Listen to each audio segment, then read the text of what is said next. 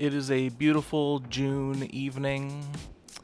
The grass is green from a fresh rainfall, which is collected in small puddles on the roads, divots, and gutters. And though there is much evil in the world, the birds continue to sing, and the spiders continue to weave their webs, almost as if in valiant defiance. Welcome to Dead Culture Radio. I am your host, Dead. As always, we have 2 interviews for you today. I'm only barely getting this episode out in time for Friday. Whoa. Because it's been pretty hectic around here. I had a second child. So everyone congratulate me and think I'm the best dad ever, and, think I'm very special because I procreated. Thank you. You're welcome. And, I think we'll get right into it. Our first guest is a young woman who is going to tell us all about politics and school life. Let's go. What's that? It sounds sick, though, because of allergies. Yeah? How do you like your allergies? I don't. Why not? I don't know. I don't even know what they are. What are allergies? That's a great question. If you had to guess, what would you think allergies are? Well, allergies are like when something gives you an allergic reaction, obviously, because, I don't know, it affects you in a certain way. How do you think that works? I don't know. I don't know what my allergies are, like what I'm allergic to. Like pollen, probably. Probably. Or cats. Did you start when you got here? Did it start up? No, it's been going on for like a month. Well, that sounds unpleasant. So, we're asking your brother upstairs what his favorite and least favorite thing about school is. What's your favorite and least favorite thing about school? My favorite thing about school is probably the writing. I really like to write and read. Least favorite is probably my classmate. Oh, yeah?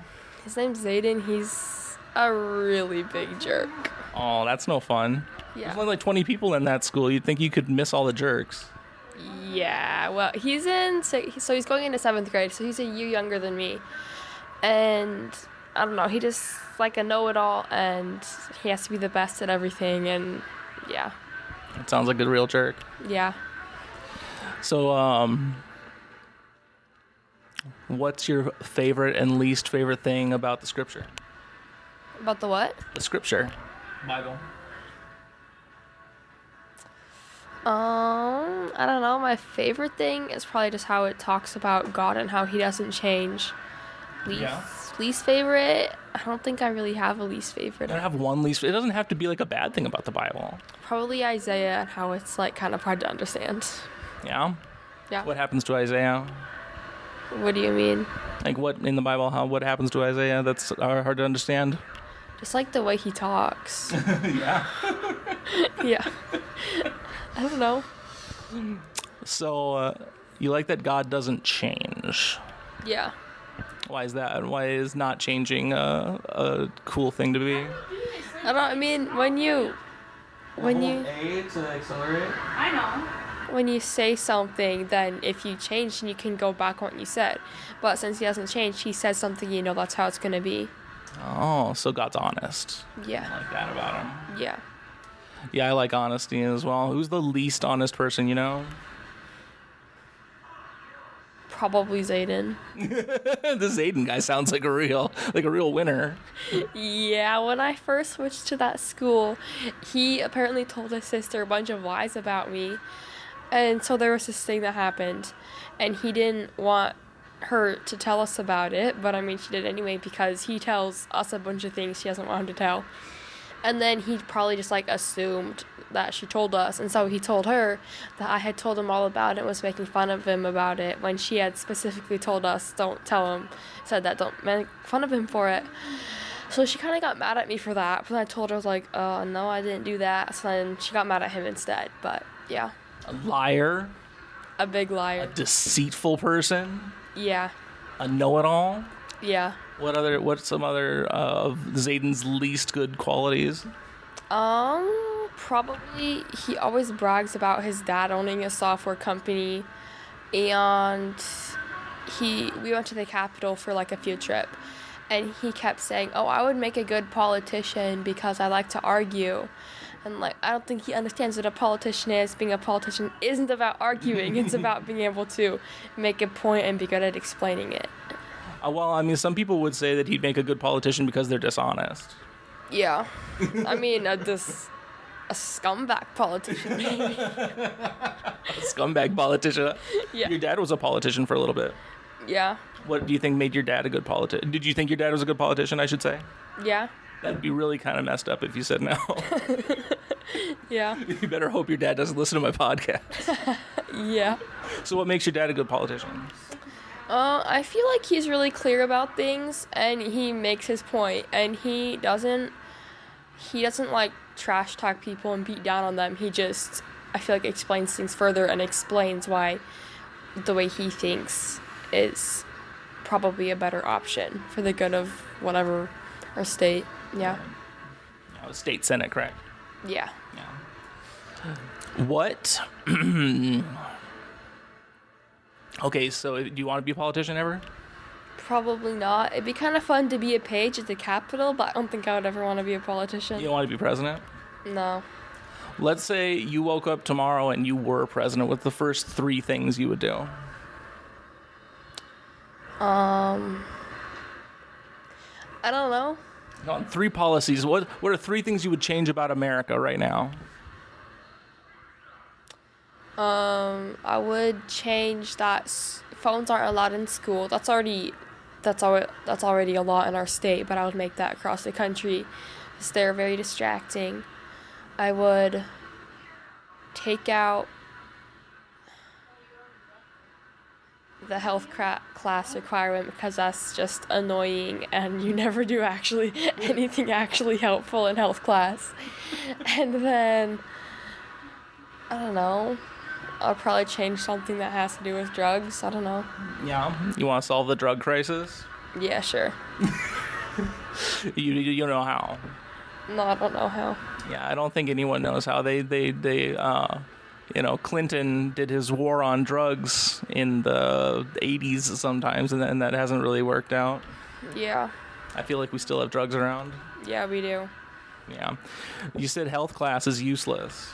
Yeah. I don't know. I mean, what is taught in health class? A lot of it, I feel like, I don't know, for me, it would be awkward to have a teacher teaching me a lot of kind of stuff. And a lot of it just has to do with, like, oh, don't vape. And they have, like, a Wednesday thing where you have to go on a walk. And I'm like, okay, I'm already active on my own. Right. And there is gym class, so. Do you think some of your classmates they have to have that walk? Probably. Yeah, some of them are a little, probably sit in front of their phones all the time. Yeah, definitely. Yeah. Do you have a phone? No, I don't. When do you think you'll get a phone? When I'm like 16 is what my parents have said, but my sisters have phones and they are 14, so. I don't know, but it's not technically their phone. It's supposed to just be like a family phone for when we're on trips and stuff. Sure. Well, you're going to have 12 siblings soon. I think 12 phone plans, well, plus your parents, 15 phone plans is quite a bit. Yeah, for sure. Do you want a phone? Are you excited to get one? Yeah, I feel like a lot of it is having to like rely on my parents to like keep in contact with people. Is that like having an email, which a lot of people don't have a Google account, so they don't have an email. But yeah. I feel like email is that's more like my generation. I don't even use my own email anymore unless I have to. Yeah, me too. I don't know. It's kind of annoying as well. Yeah, it's kind of clunky. Yeah. So what's the number one thing? So you'd keep in touch with people better if you had a cell phone.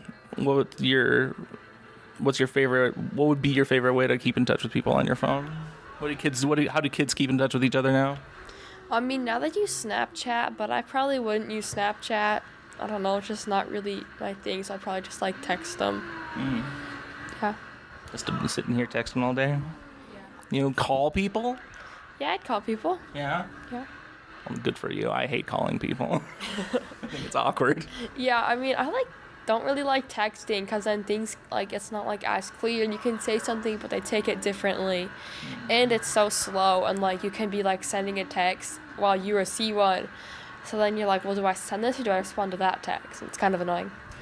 I feel like this ties right back around to what you were saying about God, about being clear and communicating well, and about politics. Yeah. Is that an important thing to you, being clear and being understood? Yeah, I feel like, yeah. Do you feel like you're understood in general? In general, yeah. Yeah, by your family and peers and stuff? Yeah. That's a good feeling. I always struggled with feeling understood, I think, growing up. Yeah, it's too bad. Too bad for you. Guess you should have been more clear. Guess you should have been more godlike. Yeah. I don't know, not really. I don't know. I'm just being a goof. You see any good, do you guys watch movies much? Not a lot. We don't even have an actual TV because if we did, it would probably get broken every day by roughhousing. But I don't know. We just have to set up a projector every time we watch a movie. Oh. But yeah. What's your favorite movie that you've seen recently? I don't know. I really like Homeward Bound, but that was like a long time ago. It's a classic. Yeah. I had that on VHS. Yeah. Actually, I think it's in the closet right over there. Nice. Yeah. What was your favorite book? You said you like to read earlier. What was your favorite book you read recently?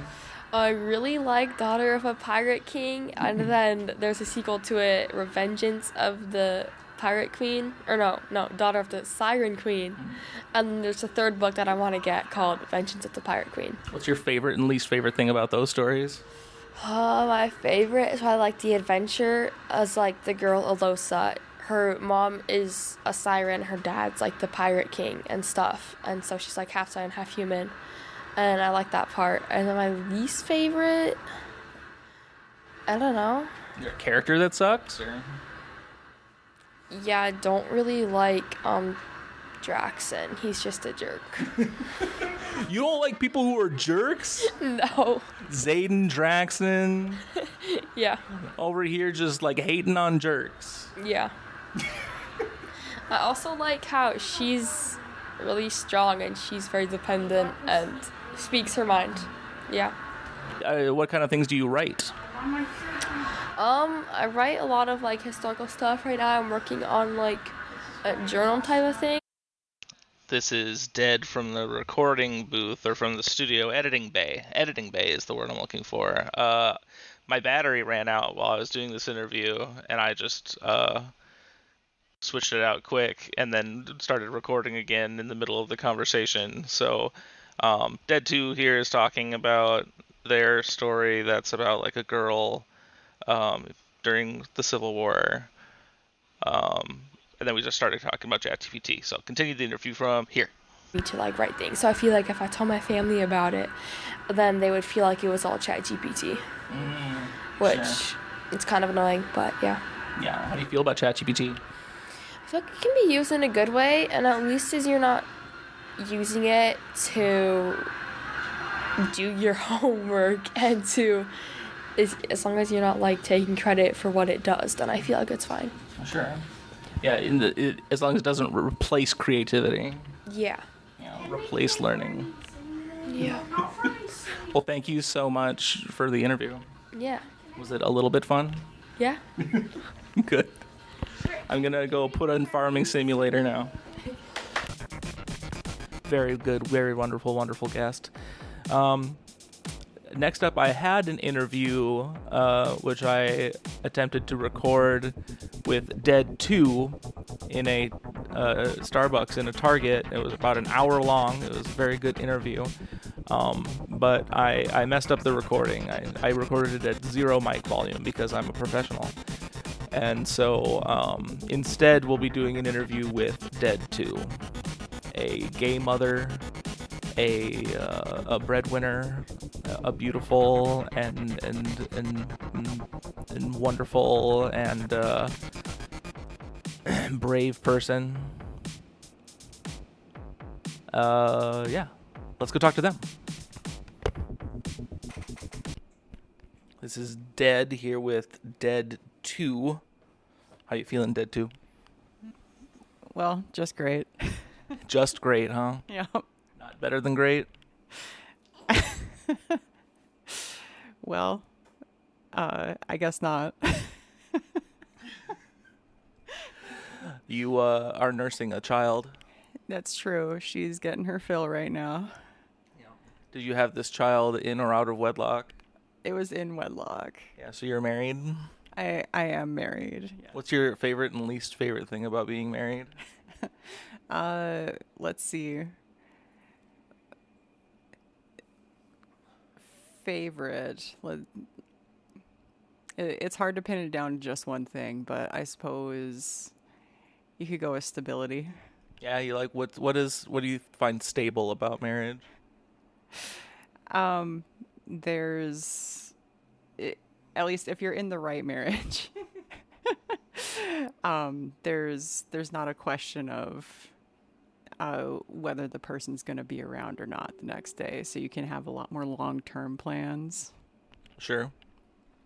And of course, I am aware that there are people who find this in relationships that aren't marriage as well. But I was gonna say, yeah, if you're dating someone and you're like constantly worried about waking up and they're not there anymore, like cohabitating with someone you're dating, and then they're just like, whoops, they're gone. yeah, well, I feel like cohabitation. This sounds like we have another little interviewee who wants to join. I'm sorry, I lost my train of thought. That's okay. What's your least favorite thing about being married?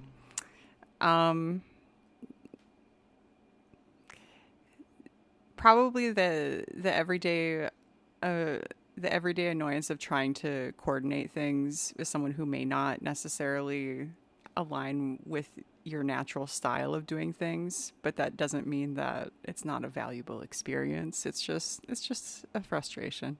Oh yeah, you have a frustrating spouse? I mean, I think everybody can be frustrating to an extent. Yeah, I find I can be frustrating sometimes, for sure. And I'm sure I frustrate a lot of people. Why do you think there's war? Pretty sure there are a lot of reasons for that can't really be distilled into a singular podcast snappy quip here. But What's one possible reason people go to war? religion's a pretty common reason. Why do you think religion causes war? I mean, a lot of people use religion as like the core of their own being. So when aspects of that core of their own being are questioned, then they can get pretty feisty about it. Feisty? Man, those crusades, there are some feisty fellas in those crusades. Quite unexpected. It's interesting. I find that, a lot of religions have like a, thou shalt not kill.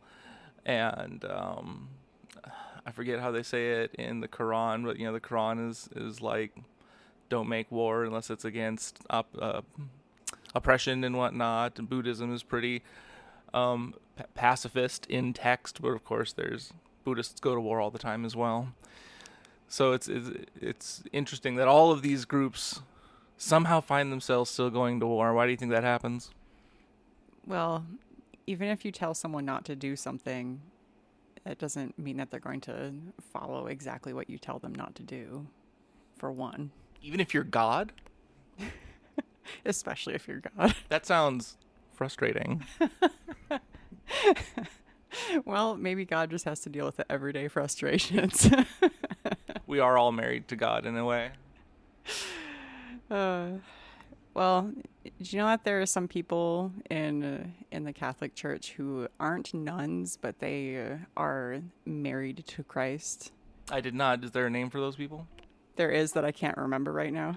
But they actually have like a wedding ring and stuff and go through a ceremony. Wow, that's interesting. Do you think that's just a way to get away from like people hitting on them? I think it takes more reflection than that to reach that conclusion. It might be a benefit though. You go to the bar, you have a wedding ring, and be like, sorry. Sorry, I'm married to Jesus. And it's like, that's kind of polygamy, though, don't you think? If like all these guys are married to Jesus. I mean, it's the women who are married to Jesus, considering it's the Catholic Church, but not guys. Women can be guys. I don't have a rebuttal to that. What celebrity do you think has the best hair?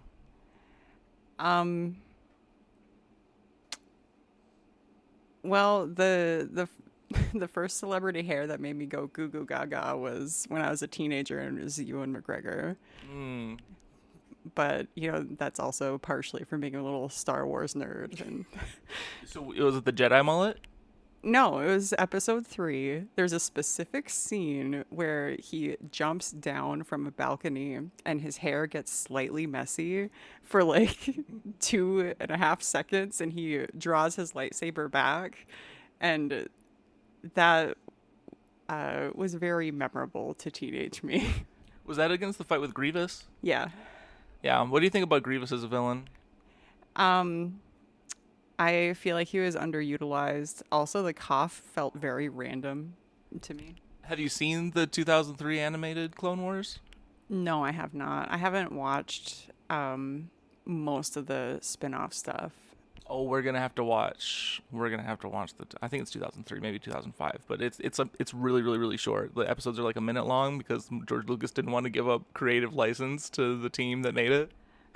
A minute long episode? That just sounds like proto TikToks or something. You would think so, but the episodes are very complete feeling, and people say it's like some of the best Star Wars content out there. That's wild. And General Grievous is like the main villain of that series. Huh. Do they do anything more with this cough? Because yeah, the origin of his cough is explained in that series. okay, because when I saw episode 3, it's just like, okay, here's this robot that coughs. He's actually so he's a cyborg. I forget what race he is, but he's a warlord that got messed up in a plane crash, basically, and then Dooku adopted him and gave him a robot body and trained him to hunt Jedi. Jedi hunter extraordinaire. Jedi hunter extraordinaire. So, is he the only one that collects lightsabers like that? There is a lot of lightsabers going back and forth. Like Asajj Ventress, when she shows up, she has 2 Jedi lightsabers and then calls herself a Sith. Then they're lightsabers that she I don't know the deep lore behind that, but they're Jedi lightsabers that she stole or killed Jedi for.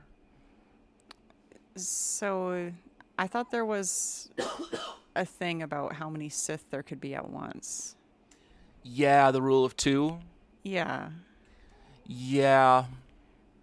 And they just break that for the rule of cool, or what? Well, so Darth Tenebrous and Darth Tyrannus. Darth Tenebrous was Darth Plagueis. Darth Tenebrous was Darth Plagueis' master. They obeyed the rule of 2. A bunch of Sith before them obeyed the rule of 2. And then, of course, the rule of 2 is like the apprentice is being trained to eventually kill the master and then takes on a new apprentice. And that's how the rule of 2 kind of continues on, right? Who would agree to that? Like, yes, I would love to train the person who's going to kill me. I mean, dark side people. Just because you're on the dark side doesn't mean you're suddenly stupid. Debatable. But so Plagueis then took on Sidious and trained Sidious, the Emperor, Palpatine. And whose name? Do you know Palpatine's first name? Bill? Sheev. Huh. Sheev. I just want to have a Sheev build and slay the Spire now. And then so Plagueis was alive during episode 1 and visited Anakin Skywalker on Tatooine at one point.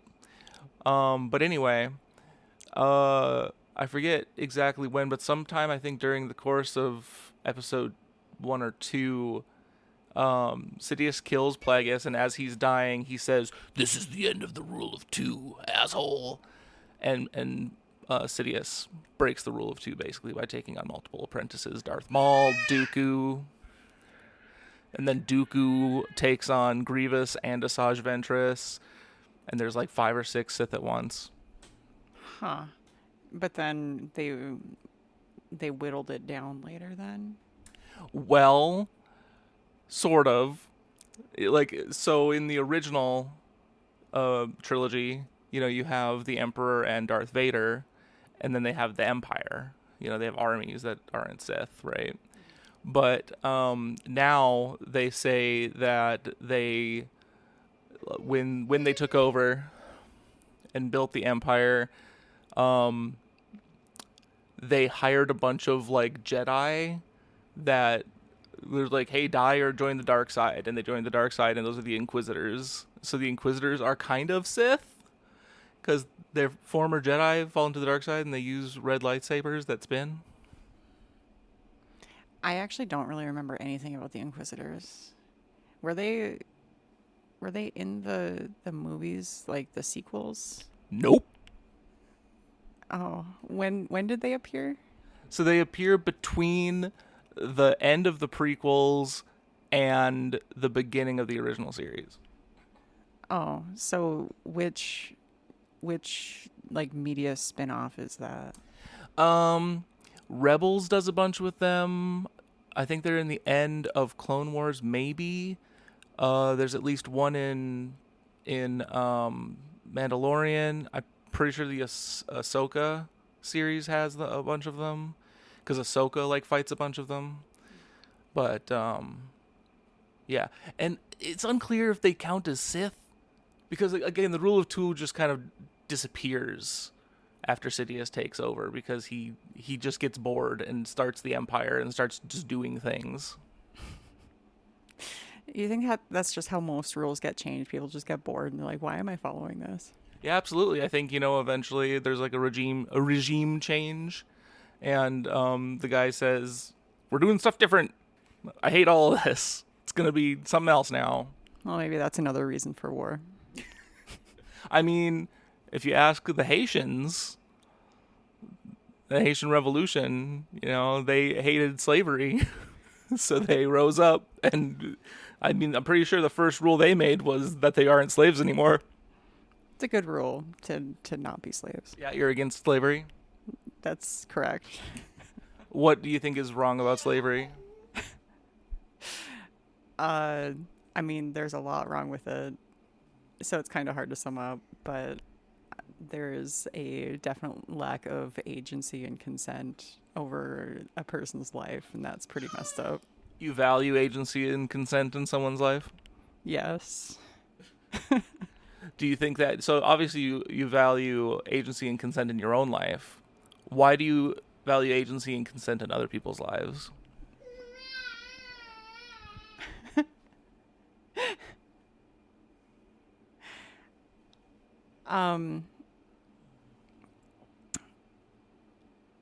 It's sort of the idea of I don't feel like my own agency and consent is present to its full extent if other people don't have that same right and power. That's a idea that Simone de Beauvoir goes into a lot in her book. That's name escapes me, but that's her big philosophy, is that like Nietzsche has the will to power. Everything's about getting your own freedom of thought, your own freedom of action, blah blah blah blah blah. And then Simone de Beauvoir comes around and says, yeah, but the next step is you're not totally free and totally at the peak of your power and potential, right?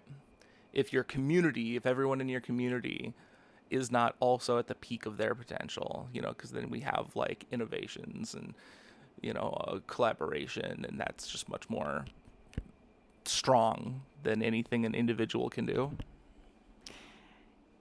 Yeah, there are definitely things that you can only do with the help of other people. Like even in in a way smaller context, like it's a lot easier to achieve goals if you have, you know, the village with you. Like, you know, the extremely common saying of like it takes a village to raise a child. If you like, people do go it alone, but it's way freaking harder. So like the more that people are able to have for themselves, and like have the power to share their own power with other people, like kind of raises everybody higher. I think it's one thing to not have the support of your quote unquote village, but I think like it's incredibly difficult to get anything done if the village opposes you in something. Well, yeah, of course, that would be a way larger obstacle. Have you ever felt like you're like something important to you that you're trying to get done is just being actively sabotaged by your apparent support group? I would say that the closest example for me in my life would be something that my support group probably didn't even realize that they were necessarily sabotaging, in that I grew up around a lot of extremely conservative people, and like coming into my own as a queer person was kind of sabotaged for years from just, you know, fear of losing those people essentially, and losing a support group and having to start over. But in letting go of one village, I was able to find another, and it created room for a true village. So, well, I'm really glad you were able to find that. Yeah, me too. What do you think makes queerness in its various forms so repugnant to so many, you know, writers of religious texts and conservative leaders? I mean, there's one aspect of it where it's more difficult to control, for one, because if you do follow the script of just, you know, looking for a heterosexual marriage, like, and just locking down and popping out more kids for whatever organization, increasing the population, and and needing to be in a position where you have enough, like, people have more to lose, when hey buddy when they have to be caring for these other people, but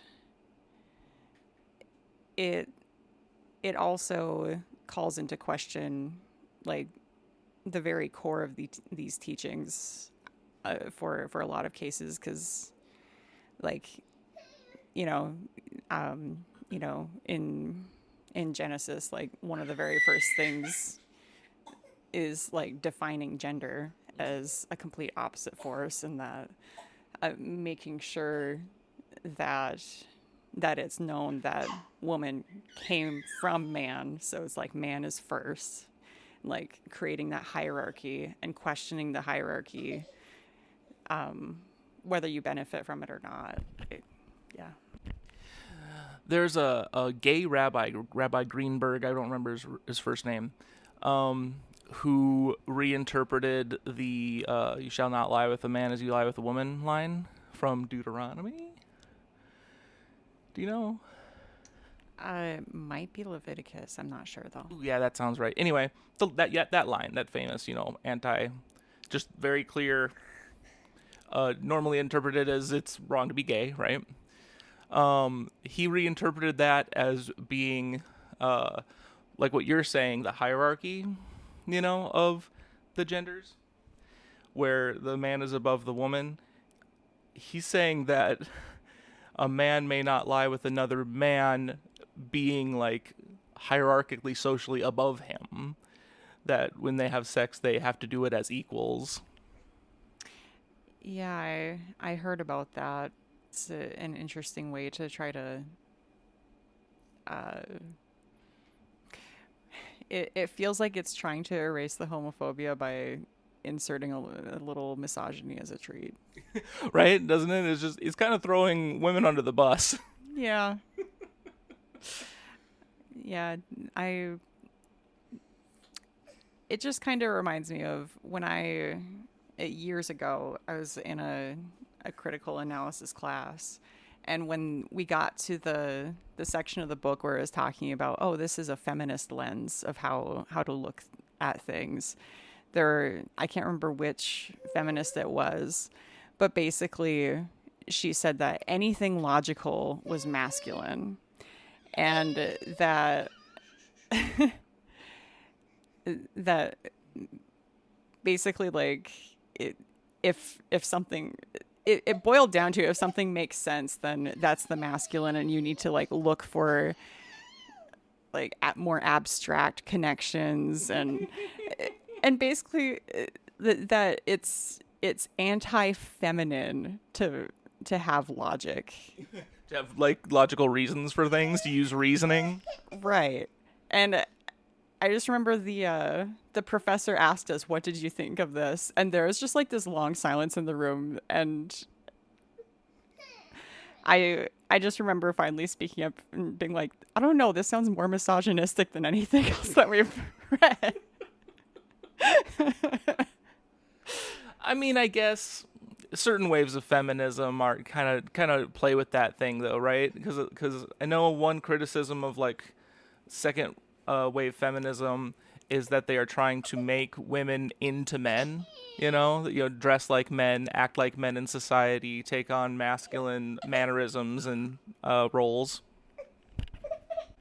So I know that some strains of feminine thought, that try to keep femininity as they see it intact and different from men. So they kind of draw those harsh dichotomies like that. And maybe that's just hard for me to jive with as a non-binary person, because claiming that one gender has a stranglehold on logic just makes zero sense to me. An intrinsic trait that the other side of the dichotomy does not have ever. Yeah, and even just denying that a masculine person can be emotional was another part of this lens. Right. And I find that completely ridiculous too. Like all men only like utilitarian brutalist architecture, and all women just like are impressionistic and colorful and abstract and flamboyant, and I don't know what the opposite of utilitarian would be, but like, fashion, high heels don't have a utilitarian purpose. They just are there to look a certain way, aesthetic, I guess. I mean, you could kind of argue it's like a minimalist versus maximalist sort of thing. Sure.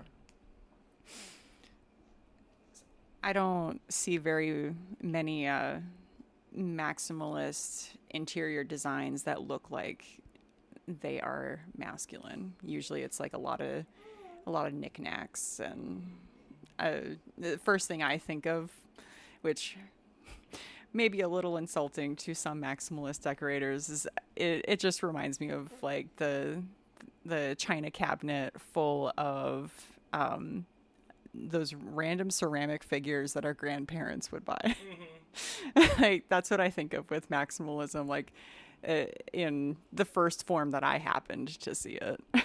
I used to go to the mall with my mother when I was a child, and she would let me, because I was so fascinated with it, outside the jewelry store, they would have that glass case that just had like crystal sculptures of dragons and wizards and knights and princesses, like embedded with little gems and stuff. And I don't think I've ever seen, I don't know who's buying these, because I've never seen one in someone's house, and I don't see them anymore either at malls. But like, who is buying those? Like, where are they now? I mean, they could have just been broken down for jewelry by now. Just no one wanted them. Well, I wonder if it'll be one of those things where in like 20, 30 years they suddenly become fashionable again, and it's like, oh, look, this vintage 90s wizard statue. Because my dad bought me like a dragon statuette, but it was like resin or something, and painted, to kind of look like it looked like a toy, but it was rigid, you couldn't really play with it. It was just a display piece. I think it was two dragons fighting, actually. I liked it. I kept it around. I think my cat knocked it over and broke a wing off, though. Yeah, I remember those resin statue things. I ended up getting a few of them growing up just because they were super common to be sold at the dollar store. And that's where my mom would get a lot of stuff. But the one that I remember the most that I got wasn't from the dollar store. It was from a small town drugstore. And it was a giraffe where it's like the front legs were way longer than the back legs, but it was like splayed out, so its butt was the highest point and its head was like on the ground, and it was a very cartoonish giraffe that had like a doofy expression on it, and I thought it was vaguely funny, and then it was in my room forever then. I love that. I thought it was vaguely funny, and it became a staple of my interior decorating for years. Yeah, I mean that's kind of how things turn out for me sometimes. Like if I show even a flicker of enthusiasm for something, because I don't happen to show it very often, then it's like latched onto. Sure. I knew someone once that happened with rubber ducks. She didn't even like rubber ducks that much, but it got into everyone's head that she was a rubber duck collector, and she didn't want to collect rubber ducks, but for every birthday, Christmas, whatever, her parents and other extended family members and a couple friends and stuff would just buy her all these rubber ducks, Batman rubber ducks, like it just, soldier rubber ducks, any kind of rubber duck you could possibly imagine she had. What was the ugliest rubber duck in that collection? Oh God, I don't know. There were some really wacky ones. There was like a green one with like ugly pink flowers on it. So kind of like I'm picturing like a hippie van on a duck. Exactly. It was the Mystery Mobile duck, yeah.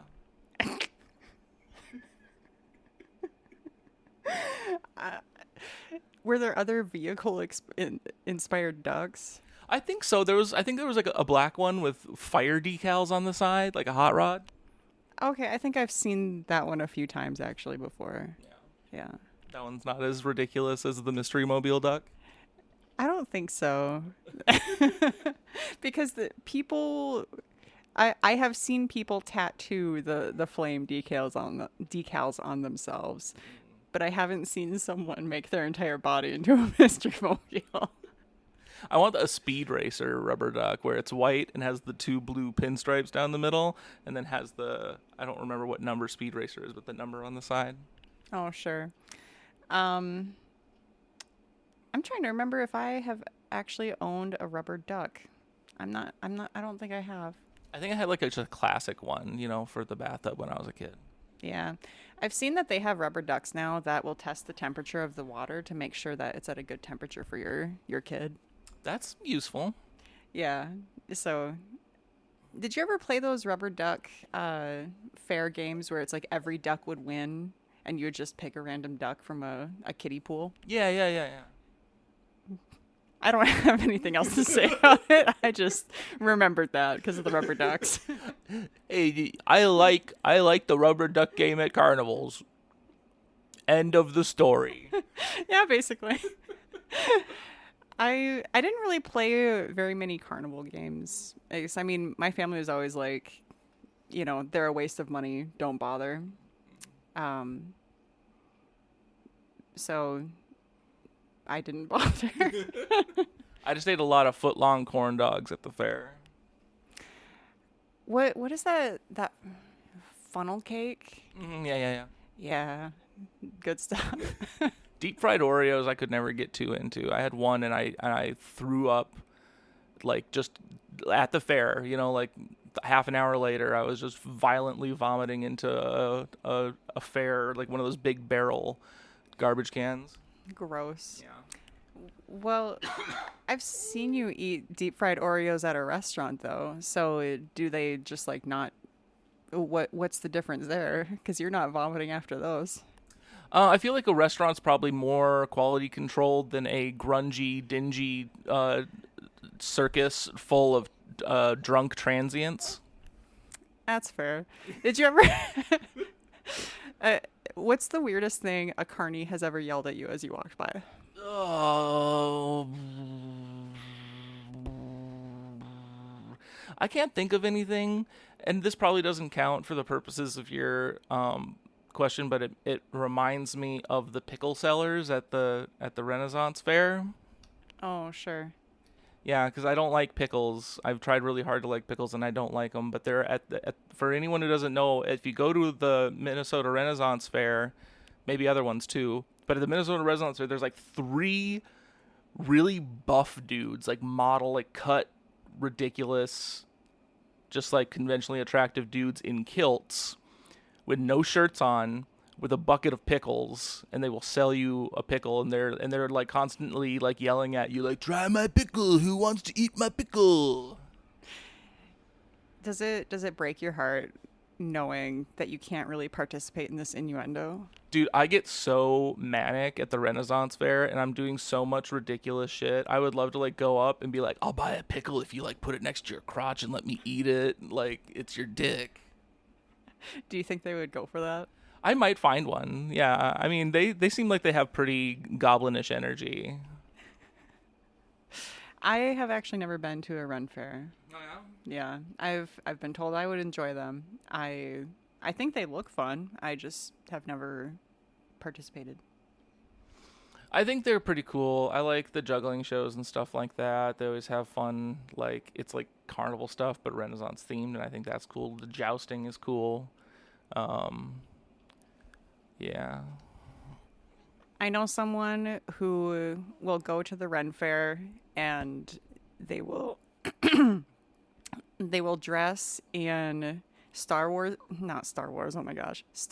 TNG uniform and act like they're visiting from, Trying not to break the Prime Directive. Yes, exactly. And this friend told me that he found other people who were doing the same thing, but he got to be the captain because he had the most pips. Perfect. Yeah, because he cosplayed as Riker once upon a time, so that's how many pips he had. No one's cosplaying as a captain around here. All you can do is commander. I don't know. This was a while ago. This at least a decade ago, so maybe more people have gotten some more pips by now. Someone has been promoted to cosplaying Kirk or Picard or something. Or Janeway. Or Janeway. Or Benjamin Sisko, but like after season 4 or whatever it is. I loved that moment where he closes out his log and then immediately starts a new one. Captain's log. I was like, yes! I was so proud of him. I know, right? He deserves it. Definitely. How do you feel that the black main character from Star Trek had to be the one that didn't start as a captain and had to be promoted again like 4 or 5 seasons into the show? I hadn't really thought about it from that perspective.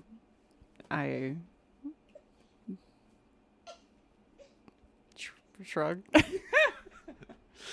Not exercising some critical race theory over here with Dead 2 today. Sorry. I don't know, I think it's fine. I think it's just part of the story. Why it's got to be a race thing? That's not what I said. I suppose you can try to extrapolate all you can want from Shrug, but I was just being honest that I hadn't really considered it in that light. Very well. And I think we'll end this interview with a shrug. Are you ready? On 3. 1, 2, 3. Shrug. I just want everyone to know that Dead 2 just yelled shrug without shrugging. I didn't know they were going to do that. I was just going to actually shrug, and the bit was going to be that it was like a non-audio thing in an audio format. And they completely ruined the joke, but somehow made another joke. You're welcome. I am. I think we've all had untoward feelings about Ewan McGregor's hair at one point or another in our lives. Well, as always, this is Dead Culture Radio. Thank you so much for listening. Shoot us an email at deadassradio@outlook.com. Once again, have not switched over the email yet. I'll let you know as soon as you do. We do. You do. You can do it for me. Let me know what the password is. We have a Patreon, Dead Culture Radio. We are hosted on all the podcast networks, which you probably know since you're listening to the podcast currently. And we're looking to hook up a 24-hour live stream soon, which will just be all the episodes streamed one after the other with some simple but hopefully eye-catching visuals. So keep an eye out for that. Not 100% sure when that's going to be released yet, but I will be sure to let you know. Follow us on, social media. One of the social medias. Follow us on Patreon. Do that. Patreon's cool. Become a patron. Become a patron for $0 if you have to. Just, yeah. Smooches.